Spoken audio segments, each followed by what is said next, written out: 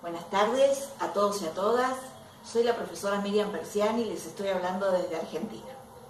En primer lugar, quiero agradecer profundamente a quienes están participando de este importantísimo evento y en especial a la comisión evaluadora que nos dio la posibilidad de estar presentes hoy aquí.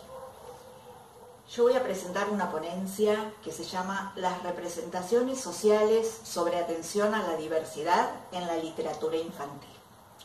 Esta ponencia resultó luego de transitar durante algunos años un taller que llevó a cabo con las estudiantes del profesorado de educación primaria, cuando estas alumnas residentes de la carrera empezaron a incursionar en las escuelas primarias de nuestra localidad y notaron que las maestras utilizaban una bibliografía que no era adecuada a los paradigmas de inclusión que atraviesan nuestra normativa vigente. Entonces comencé a hacer una investigación y un buceo bibliográfico para ver qué había ocurrido históricamente con estos paradigmas que estaban absolutamente relacionados en cuanto al tema de la inclusión y la diversidad y distintos momentos históricos y que se reflejaban en los textos literarios de diferentes épocas. Para enmarcar un poco esta situación, debo comentarles que en Argentina la modalidad de educación especial que atraviesa todos los niveles educativos, desde nivel inicial hasta nivel superior, fue creada en el año 1949. Esta modalidad surge a partir de la Declaración de los Derechos Humanos de la ONU en el año 1949. Quiere decir que es una modalidad relativamente joven que tiene muchos aspectos para mejorar y que estamos transitando muchas innovaciones y muchas cuestiones, cambios de paradigma y cambios estructurales en cuanto a decisiones y propuestas educativas concretas en las aulas. Bueno, ahora bien, si vamos a empezar a analizar aquello que fue ocurriendo con nuestra bibliografía infantil en torno a lo distinto, a lo diverso, seguramente todos habrán leído de pequeños o les habrán leído El Patito Feo. El Patito Feo es una historia en la que un pato desentona en esta laguna porque es distinto, porque es diverso. Y no es aceptado, es rechazado, es excluido. Para poder ser aceptado en su entorno, tiene que diventar, convertirse en otro ser, en un cisne, en un bello cisne. Pero no es reconocido por sus debilidades, por decirlo de alguna manera, por su diversidad. En las nuevas versiones del Patito Feo, la historia cambia rotundamente y no es rechazado, sino que realmente empieza a ser admirado por esta diferencia. En la misma sintonía, con la misma temática, tenemos Sapo de Otro Pozo. Sapo de Otro Pozo también cuenta la historia de un sapo que en su entorno, en su laguna, no era aceptado, pero que los animales finalmente se reúnen y deciden incluirlo en su contexto, en el contexto común, social, porque empiezan a aceptar esta diversidad. Bueno, si nos referimos a este momento histórico del Patito Feo, seguramente también conocerán la historia del Soldadito de Plomo.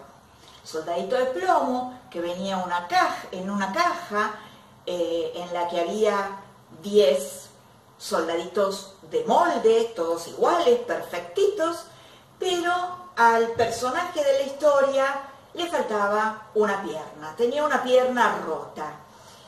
Esto le imposibilitaba desenvolverse en el entorno de forma normal, entre comillas, ¿verdad? Como para entender un poco el contexto.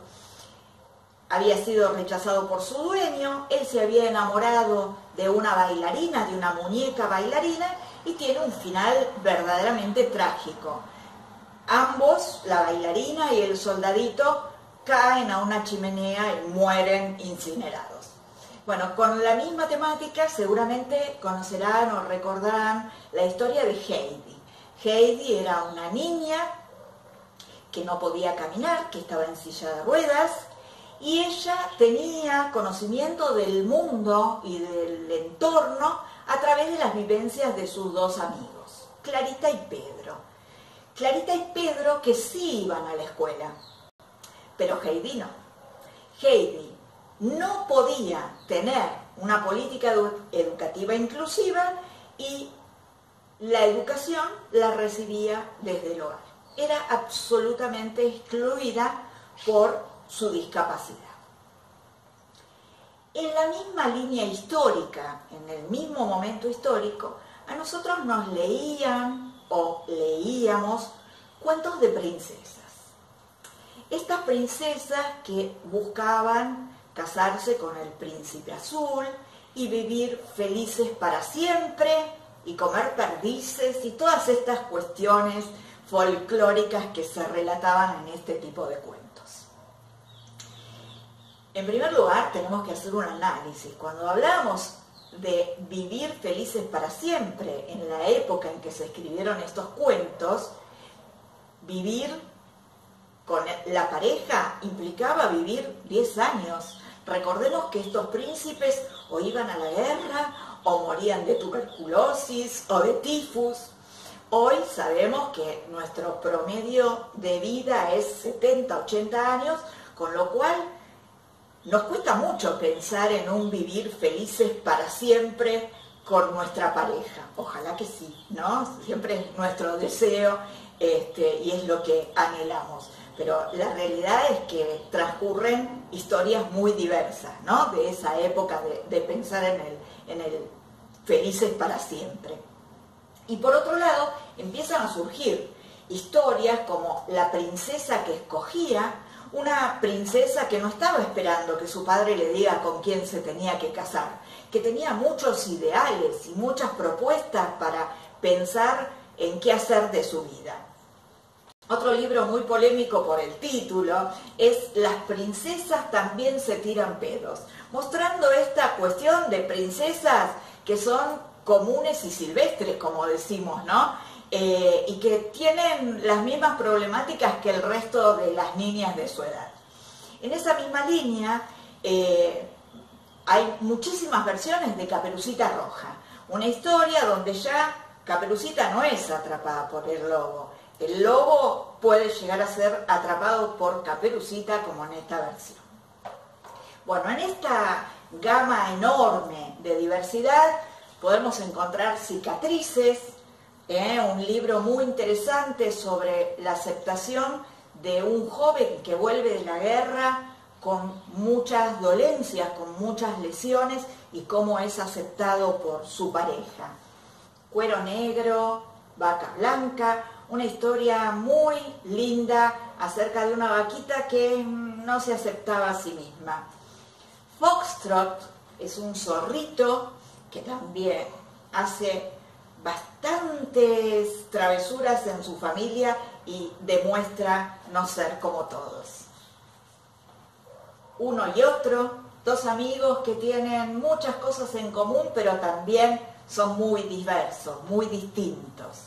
Y Voces en el Parque, un libro muy encantador de Anthony Brown, un autor inglés que nos tiene acostumbrados a este tipo de historias muy complejas y con muchos interrogantes. También vamos a encontrar mucha diversidad en cuanto a temas de familia.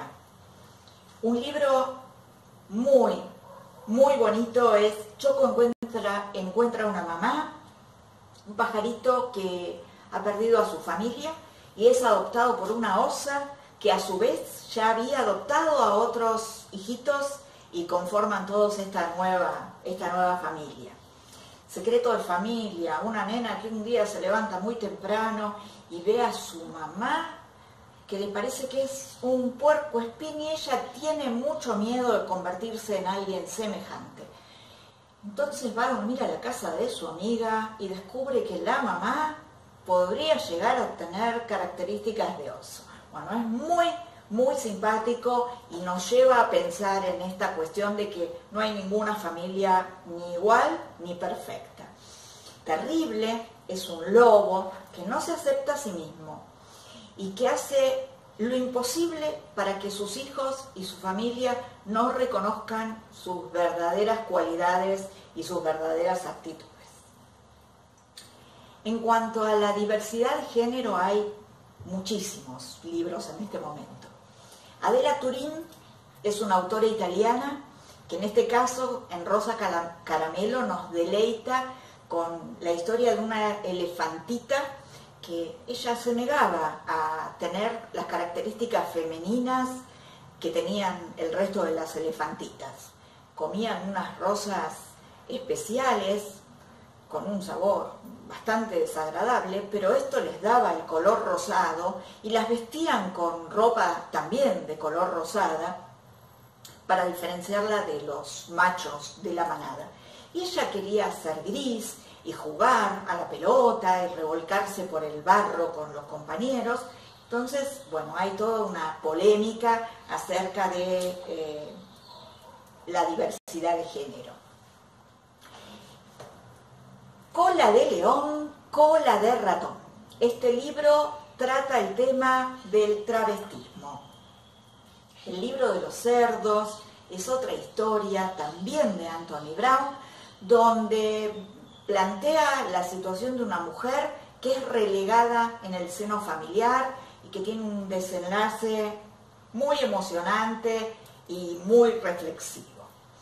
El vestido de mamá es la historia de un nene que anhela ponerse el mejor vestido que tiene su mamá y nos invita a interpelar nuestras propias prácticas y pensar qué haríamos nosotros si alguien de nuestra familia, nuestros hijos, nuestros sobrinos quieren vestirse con un vestido femenino. ¿Qué haríamos nosotros? ¿Y para qué querrá este nene ponerse un vestido nuestro? Y el último libro que les voy a mostrar con respecto a esta diversidad de género es Rey y Rey, que yo lo considero una verdadera joya para esta época. Una reina que está muy cansada de gobernar, de reinar, quiere abdicar, pero para eso tiene que lograr que su hijo, el príncipe, contraiga matrimonio, se case. Entonces hacen una proclama a la manera del estilo de los cuentos clásicos, ¿no? En general eran las princesas que hacen la proclama para que se acerquen los príncipes y elijan al rey, al heredero. Y en este caso se presentan todas las jóvenes de la comarca y al rey, al príncipe, ninguna chica les viene bien. Hasta que finalmente una de las últimas participantes se presenta con su hermano. Y ¡oh, sorpresa! ¡Qué príncipe tan guapo! ¡Qué príncipe tan guapo! Y finalmente el príncipe logra contraer enlace, casarse con otro príncipe y por eso son rey y rey. Bueno, si hablamos de discapacidad propiamente dicha, podemos encontrar este libro, El caso de Lorenzo. Es la historia de un nene con retraso madurativo y cómo tiene que ir actuando para poder ser incorporado en las tareas cotidianas. Elmer es una colección bastante conocida de un elefantito que en vez de ser gris es a cuadros. el libro negro de los colores. Bueno, este libro nos lleva a pensar en cuáles serían las experiencias sensoriales que tiene que atravesar una persona que tiene problemas visuales. Alta, muda y con las patas largas, nos plantea el tema de la sordera. Y por último, con respecto a este eje, nariz de higo, también es la historia de un nene que tiene algún tipo de diversidad y cómo es aceptado en su comunidad. Otro libro que les quiero mostrar es el libro El Niño Estrella. El Niño Estrella es un niño judío en la época de los nazis. Tiene unas imágenes realmente asombrosas y es un libro sumamente enriquecedor para poder trabajar. Y por último, en el taller que yo realizo con mis alumnas, les muestro siempre cómo funciona la maestra. Cómo funciona la maestra es un libro sumamente simpático, tierno, pero además muy emotivo, porque nos lleva a pensar en los modelos de maestra que tuvimos nosotros a lo largo de nuestra experiencia escolar. Bueno, de esta manera yo les permito a las estudiantes que puedan abordar estos libros y muchos más, porque es un taller que dura medio año. Lo vamos desarrollando, analizando las características de los personajes, en el momento en que fueron escritos, cuál es el contexto, y lo que realmente pretendo es que puedan pensar en una propuesta verdaderamente inclusiva para que puedan insertarse laboralmente de la mejor manera posible, siendo las mejores maestras que puedan llegar a ser. Bueno, yo antes de volver a agradecerle por la presencia de todos ustedes, quiero ofrecerles la posibilidad de compartir este corpus de libros y les voy a facilitar un dato en mis redes. Pueden encontrarme en Facebook como Miriam Persiani de Santa Marina. Yo no tengo ningún problema, ustedes me escriben y yo les comparto este corpus, esperando que realmente les pueda ser tan útil como lo es en mis clases. Bueno, muchísimas gracias y seguimos escuchando y disfrutando de las ponencias de este congreso. Hasta luego.